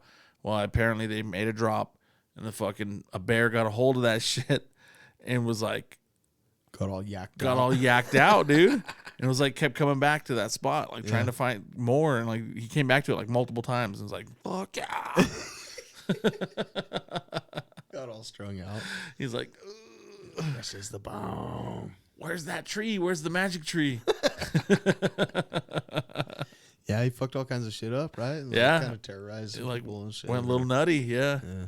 But yeah, I guess the movie's loosely like based off of that. Course, I'm sure It's gonna be like dramatized and like like a dark kind of comedy. Yeah. Yeah, but can't wait for Cocaine Yeah, Bear. I'll watch that shit. It's Fuck fucking yeah. funny, bro. As Oh long as he shit! ain't cracked out bear. Figuring out how to freebase. It's not Meth Head Bear. Shit! Yeah, But that fucking Mosey I stayed in was a little sketch. I was say you could hear the cucarachas scurrying all night long outside. I was like, go to bed. go to bed already, goddammit. Tired. Just kidding. Shit. Just like home, I feel like I'm back home. except for the cow shit. Oh, dude, Greeley's pretty gnarly with that. And word. That's no lie, and it's strong. They have a huge feedlot there, and it's strong. The aroma is strong. The beef is strong. Oh, fuck. But you want to jump into some sports, my brother? Boogie. So first topic under the sports element, we're going to do a little recap of the NFC and AFC championship games. We just had championship weekend happen. Dude, the Eagles fucking made short work of the 49ers, dude. Word. They destroyed Brock Purdy in like the first, I want to say it was the first drive.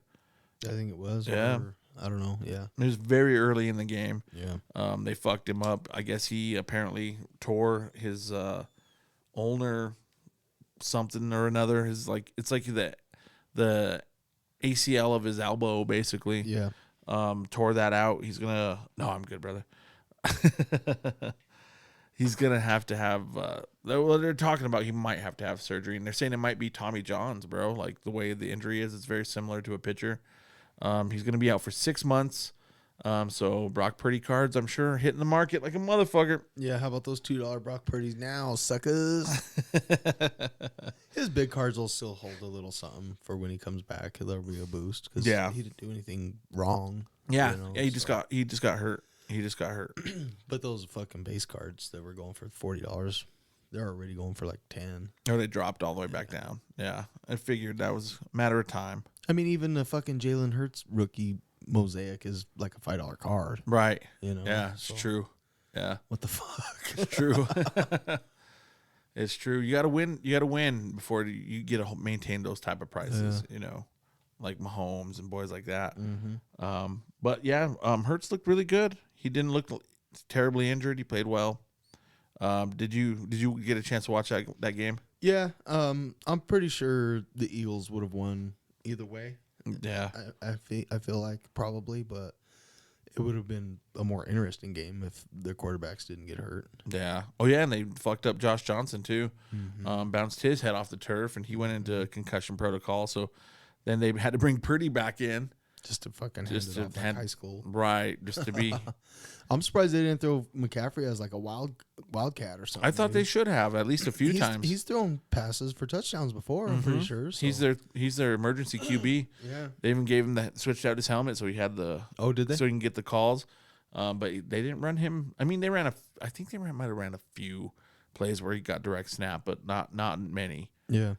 Which was weird because you'd think you're putting Purdy back out there, man. He could. Yeah, bro. He could really fuck that arm up after, if he gets take a pretty big hit. Mm-hmm. And that Eagles defense is nasty. And everybody knows you're not throwing. Right. So it was done. As soon as he went down, it was over. Yeah. Josh Johnson was actually here in Denver for the last training camp and really outplayed Brett Rippon, and they cut him and kept ripping for whatever fucking reason. And but against that Eagles defense at home, without their main guy, it was tough. It wasn't going to happen. That Eagles defense is pretty stout, bro. Yeah, pretty nasty. Like, wow. They're pretty good. Yeah.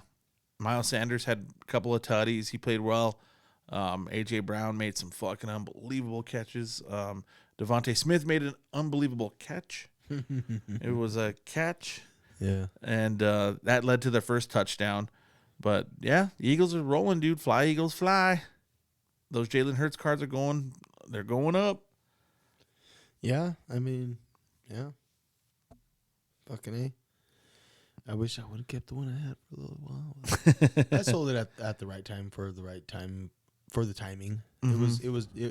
It actually tanked right after I sold it, so I sold it at the right time unless I was in it for the long term, which I wasn't. Right. At that point. Yeah, it's hard. It's hard to make those long term I fucking sold it holds right before it fucking dipped like in half. So yeah, I won at the time. Yeah, not won, but you know what I mean. Yeah, take the dub. Yeah, you won. Fuck yeah. I didn't L. And it came out of a prac and a break. So yeah, it was cool. It turned out. It turned out kind of to be a dud of a game, honestly. After they fucking beat the shit out of their quarterbacks, it was like It was kind of ceremonial at that point. It was like, let's just finish it off and let's have a gentleman's game here. Exactly. Philadelphia took their foot off the gas too on offense. They just started trying to run the clock out and just let's get out of here. Yeah. But good for the Eagles. Eagles are NFC champs. They're going to the bowl. These are. Which leads us to the second game of the weekend was Chiefs and the Bengals at the Chiefs. A lot of interesting shit, dude, happened in this game. It was a close game. They battled it out as they always do. There was a lot of chirping on the Cincinnati side. A lot of players. I want to say it was the mayor. Was the mayor of Cincinnati was talking shit. He was saying it's Burrowhead. Oh yeah. And fucking Mahomes needs to take a test to see if fucking Joe Burrow's not his dad. Shit like that. And the Chiefs got pretty pissed off about that and took it a little to heart. And you don't want to be giving a team like that any more motivation than they already have. Yeah, I mean, whatever. Shut up and play. Right. Chiefs ended up winning. They won at the end of regulation. It was going down to it, and fucking Osai hit Mahomes about 2 yards out of bounds and fucking gave him an extra 15 and put him into field goal range. And Butker was able to come in and knock it down. So the Chiefs moved on. I don't know. It's hard to say what would have happened if that penalty wouldn't have come to fruition. Yeah. I was cheering for the Bengals. I want them to win, but I mean, congratulations to the Chiefs. You ended up pulling it out. I don't know. What were your thoughts on that AFC Championship game, bro? Yeah, kind of the same, bro. It was shitty. It was a little weird officiating and shit, whatever. People say what they want to fucking say about fucking things being rigged or whatever, and I still am pretty adamant about saying that there's no fucking way things are rigged. Yeah. Or scripted per se, especially scripted. Right. Do I think that there might be a couple people who may be able to, if given the opportunity, do something to try to manipulate the game in a certain way for a certain team for some money or something? Sure, that's possible. Yeah. Could somebody pay off a ref to fucking call an extra penalty maybe, or Absolutely. pay off a kicker to miss a kick or something? Sure. Yeah. Can they script an entire NFL fucking game? No. No fucking way, dude. Yeah, they can't do that. know? You know how many people would have to be quiet about that? Can they absolutely 100% predetermine a winner? There's no fucking way. No way. There's a few things that somebody might be able to do to lean it a certain way if they really tried, but Right. I doubt that even happens. I'm not saying it never happened, but it probably rarely fucking happens. Yeah. Yeah. Was the officiating one-sided and fucking weird and looked like that kind of? Kind of did. Yeah, fucking A. It looked fucked up. There's no doubt. It did look fucked up. But it happens. it happens. It was a close game. I think it's more a consequence of the officiating being miserable. Yeah. Like just incompetence. Just shitty, yeah. Just utter incompetence. More than like it being scripted or or maybe like a guy was like, I was from Kansas City. I grew up in Kansas City. Yeah. I could see that maybe. Could be. Or, one thing that kind of popped into my head was it seems like the better teams get the better calls a lot of time, which also makes it seem sort of scripted but in my head, what popped into my head was like, maybe that's because even if it's subconsciously, this is Mahomes. I got to fucking watch this shit. They're trying to get mesmerized. They're like watching the game instead of watching for penalties and shit. Yeah, that makes sense, bro. Yeah. I don't know. It's like they're a little distracted by the star power, and so they don't see as much shit because they're not necessarily wanting it to happen, but they're like watching for the excitement instead of doing their job. Right. You know what I mean? Mm-hmm. And even if that makes sense. Even if it's a little bit subconsciously. Mm-hmm. Oh yeah, I could see that for sure. Yeah. Like in the NBA, that would be so hard to not watch the game, bro. How could you not? Yeah.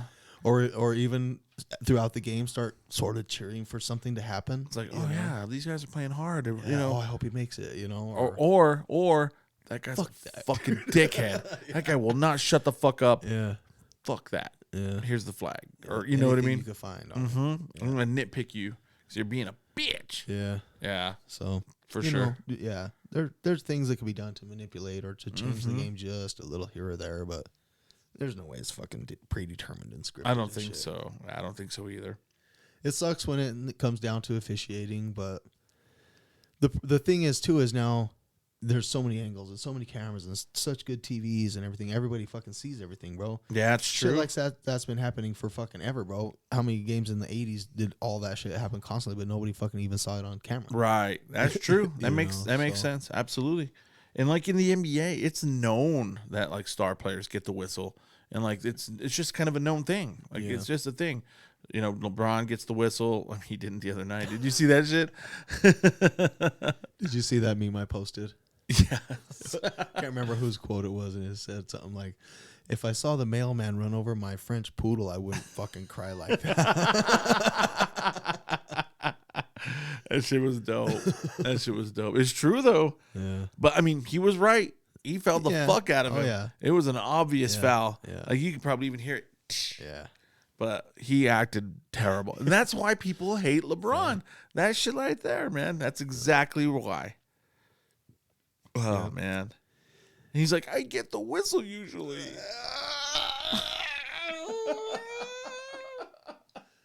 Starts pulling his hair out.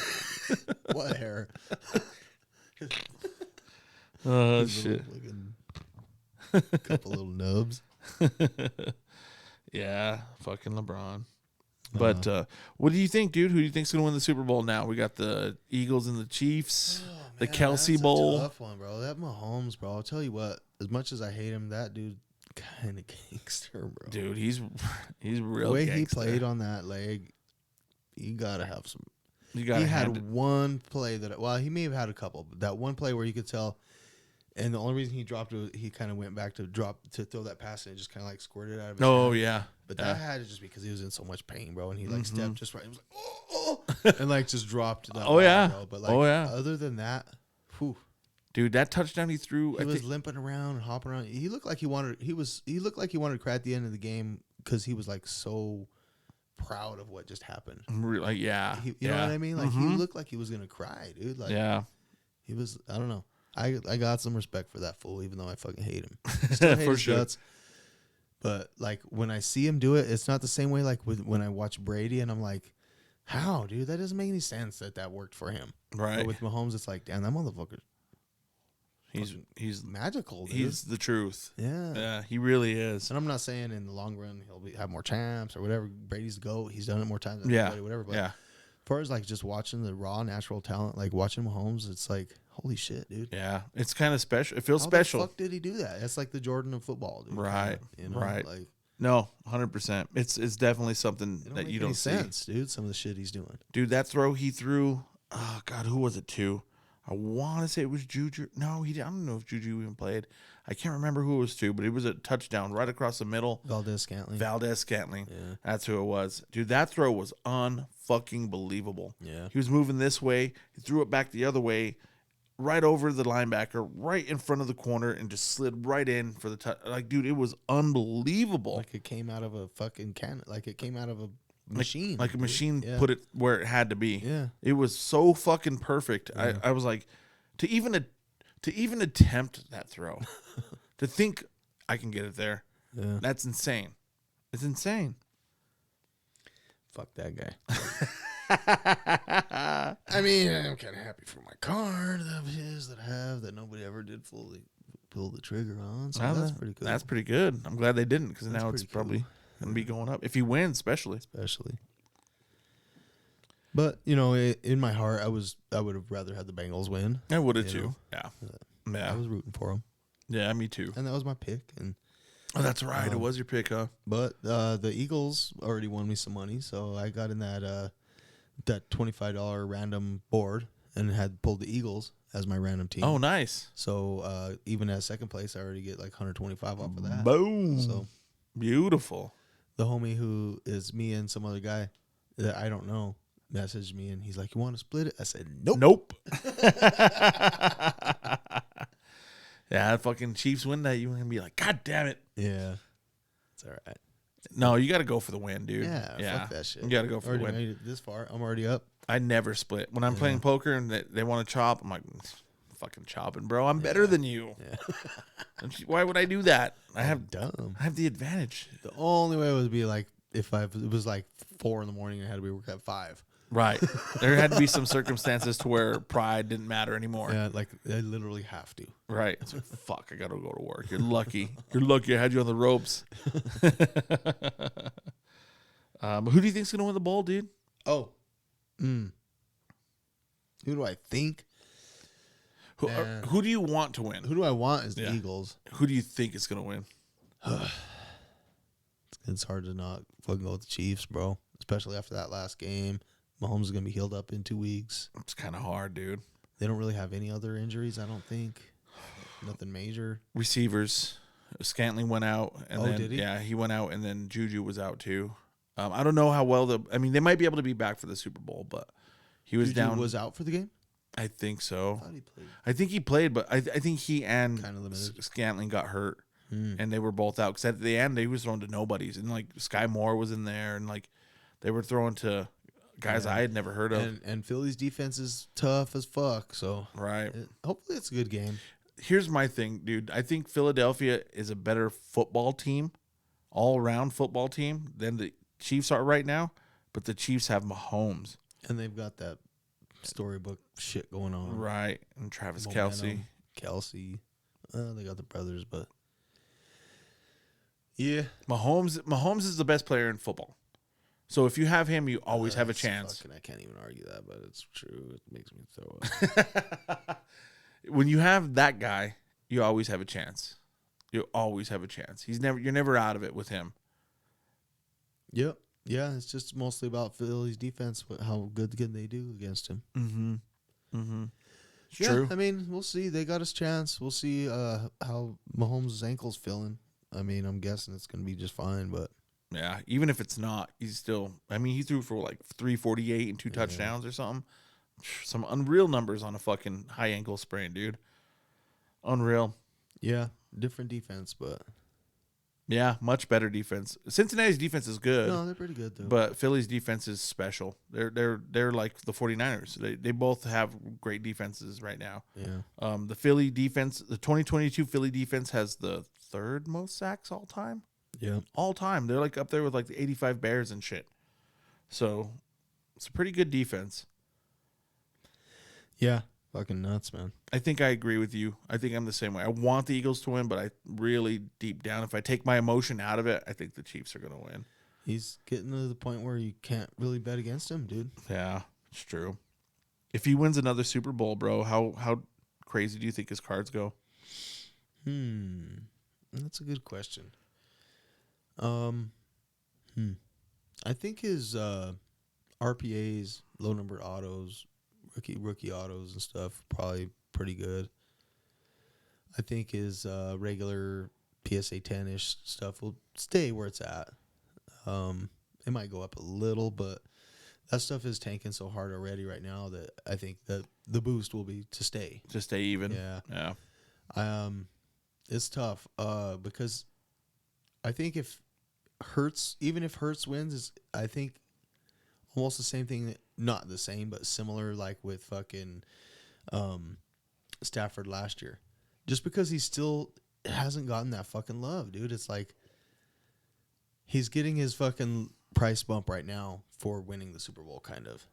And then if he fucking, if he wins, he maintains, and if he loses, he drops. That makes there's makes so sense. many people riding his jock already. It's true. It's true. And Mahomes already had everything, so He's already he had already had the jock rider for years. right. He They're has not going anywhere. and he has the hardware. He has a Super Bowl. He has MVP. So even if he loses, He's he'll be still alright. right. It's true. That's a good assessment right there of their cards. Absolutely. Yeah, so we'll see. I mean, I wouldn't, if I was going to buy a Hertz to sell, I would try to make sure to sell it before or right after the Super Bowl. Like day of. Yeah. Yeah, if you can. It's true. Even if he wins, they'll probably still have a little. Yeah. Yeah. And obviously, Stafford's not the same entertainment value, or you know what I mean? Yeah. But He put up Hall of Fame type of numbers. There was no reason for him to tank the way he did after the Super Bowl win. No reason at all. Yeah. And like I could see this year Yeah. with the market crashing and the Rams fucking sucking and him hurting and But not right after getting the Super Bowl. right after the Super Bowl, it was weird. Yeah. It was like, yeah, we still think you suck. Fuck that guy. Fuck you. It's true. It's like, well, here's the difference, I think, And the between. funny thing was that it was right, kind of. Not wrong. No, it's the team, but Yeah, I think the difference with like guys like Mahomes and Brady and Manning and those type of guys is they made their teams win 13 games. Stafford couldn't do that by himself. No. He needed to have the super team around him to be able to win and go to the Super Bowl and get that victory. He did it, but it wasn't because of him. You know what I mean? He was a part of it. Yeah, he was a big part of it, but And he played wasn't great. But I see he what you're wasn't saying. the guy that elevated the team to get there. Like the team was already elevated and he just like jumped on. It's like Kevin Durant going to the Warriors. Yeah. Like they just won 73 games last year, bitch. Like you didn't help us here. We've already won championships, you know what I mean? And he kind of did. He was the best player when he got there, but like I think a lot of people, even though they did prove it when he missed that game and they lost, I think there's still a lot of people that feel that same way about Hurts even still. No, yeah, you're right. I still hear it. Yeah. I see it on Twitter a lot and see Like, people. the Eagles are good no matter what. Yeah. It's like, but I mean, yeah, you're right. When he did get hurt, they did lose. But they had already had everything locked up. They already had the number 1 seed. They had everything. So like, it didn't even matter.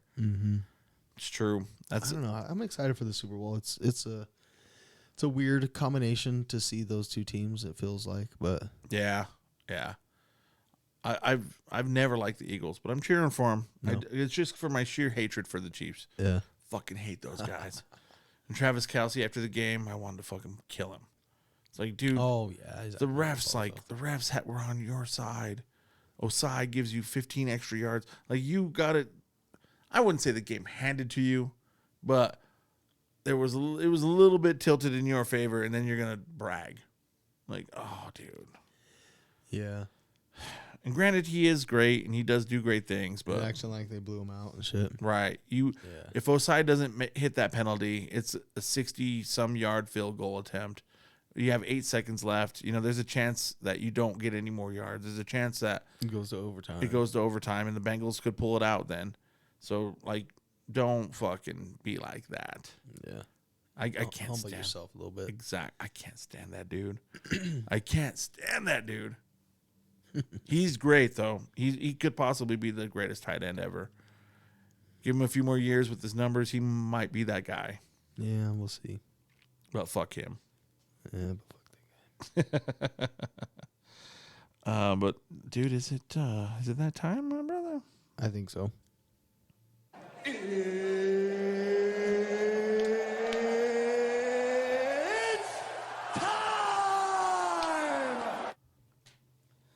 Word. So coming up this weekend, we got fight night. Nothing super overly exciting. We got Derek Lewis and Sergey Spivak in the heavyweight battle, so that should be pretty entertaining. But the rest of it, who knows?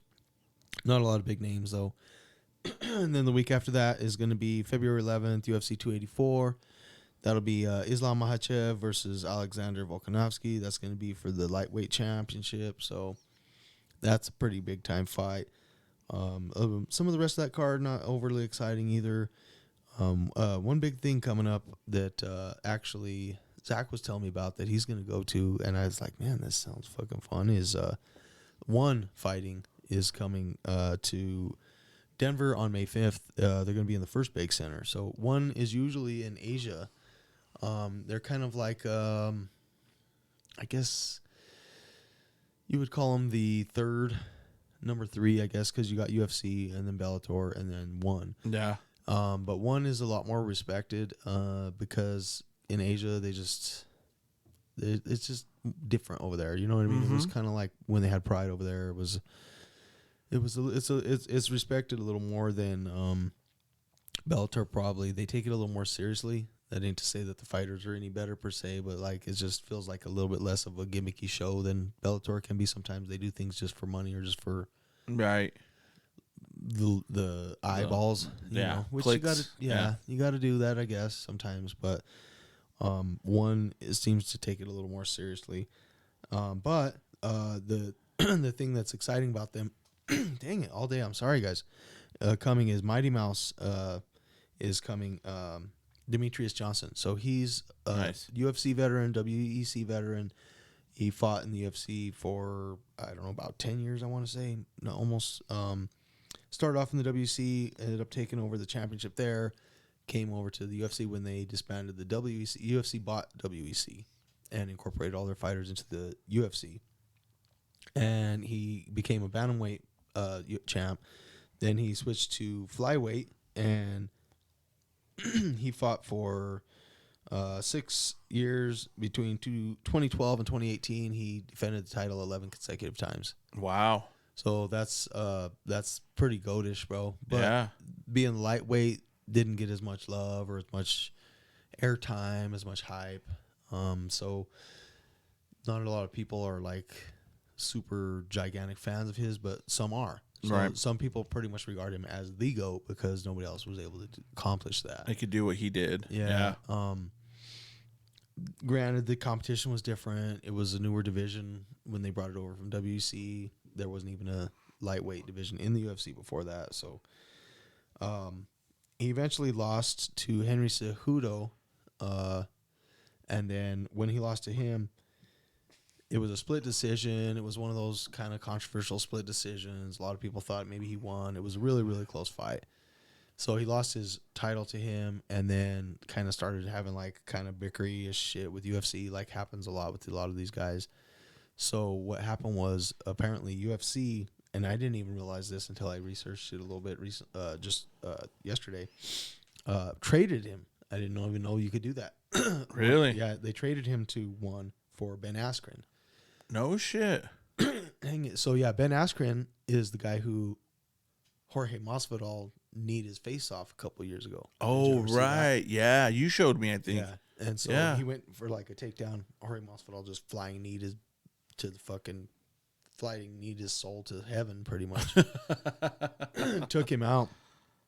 And pretty much ended Askren's career. I remember that. Basically. Yeah. So he went over to one and became the champ over there right away. They call it a Grand Prix, but it's basically a tournament. And so he won that tournament right away, became the champ, and then he lost to the guy that he's fighting now, Adriano Moraes. So he beat him in the past, gained the one championship through the Grand Prix. Then this guy beat him, Moraes beat him, and then he beat him again. So now he's the champ again. And so now they're going to have their trilogy fight for the championship again. Oh, nice. And that's going to be in Denver. nice. So long-ass story is to say all that they're going to be in Denver May 5th at the First Bank Center. And shit, that would be really fucking cool to fucking go to. But I don't know how feasible that would be. But I'll probably just end up watching it on TV. But either way, I think that's pretty cool. I don't know if it's the first, but I know they don't do many events in the United States. They're pretty much all over there. So pretty Might be something to go see then. Dude, Yeah. he's kind of goatish, dude. He's definitely goatish. I don't understand why UFC does what they do with their fighters sometimes, or how when they start having these beefs, like what they just did with Ngannou, they just let him go. And I don't know. Sometimes the fighters think they know what's best for them, and a lot of them try and go do their thing, and they end up not being successful. Right. Right. Obviously, Mighty Mouse was, and good for him. So that's probably stinging Dana's ass a little that he's Right. actually being successful, and now they're coming over and doing events here and stuff. So he's 36, so that's oldish for a fighter. He's been around for a bit, so we'll see how much longer he does it. But props to him, and good luck to him. I hope he wins, and that's still a little ways away, but I just thought it was relevant because it's gonna be in Colorado, and Yeah, for that was sure. kind of cool. So. Absolutely. But yeah, other than that, not a ton of actual other UFC stuff, other than the couple events and Immaculate coming out. Right. So I don't know. Like I said, I'll likely get into some little break for that or something. Maybe buy a little weight division break or something. Yeah. Throw $50 at it maybe or something. I don't know. We'll see. See what happens. We'll see. I went a little overboard on the optic, but I did luck out on a lot of it, and You got some nice cards. I got some nice cards, and I won the whole box in a fucking pack war, and so I did okay on it. So Yeah. we'll see about the Immaculate shit. I don't know. You say that now. I do say that now. You know how I am. And see, it's hard to get that addiction.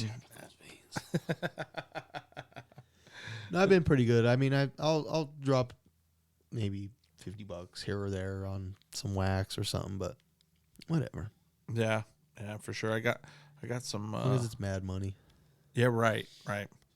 I got some mosaic waiting for me. I think when I get home. Nice. A little mosaic. See if I can get a $10 Brock Purdy. Are you gonna even take your coat off before you start ripping that shit open? That's a good question. Probably not. Like, I still got my backpack on. Fuck yeah, but sometimes it's tough, bro. Oh, dude, it is all the way tough. You can put a fucking bowl of crack in front of a crackhead, and he ain't gonna smoke it. Get the fuck out of here. I don't even want to say it out loud, but I've got a box of 2010 or 2009 round 2 UFC that I've been marinating for a while now. You do?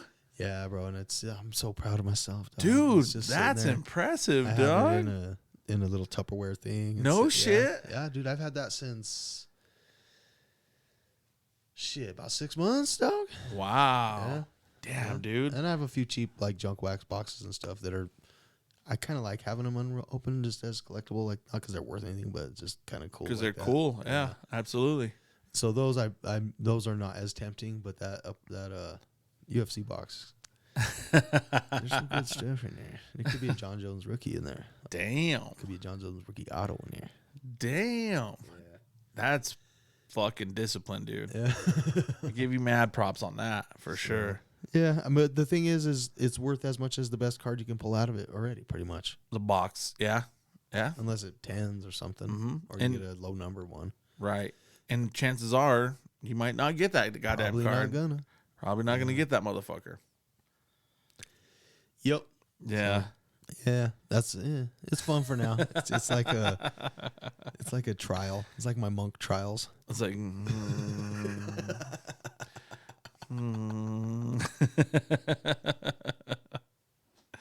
Oh shit. Mellow. You know what that is, right? Fuck yeah. I never miss a Cheech and Chong reference, dog. Never. Shit. But that's all I got, brother. You got anything else you want to hit up? That's it. I just want to tell the homies that are going to Houston next weekend, good luck over there. I know we got a couple of our couple of our bigger dealers from here going out there to go treat y'all in Houston. So say what's up to the homies from Colorado while you're there. If you go to that show, who knows, man? Maybe I'll drive all the way there and spend a couple hours, drive all the way back. Psych. Shit, not in my truck. Shit, that costs about $500 in gas. I was gonna say that'd be pretty expensive.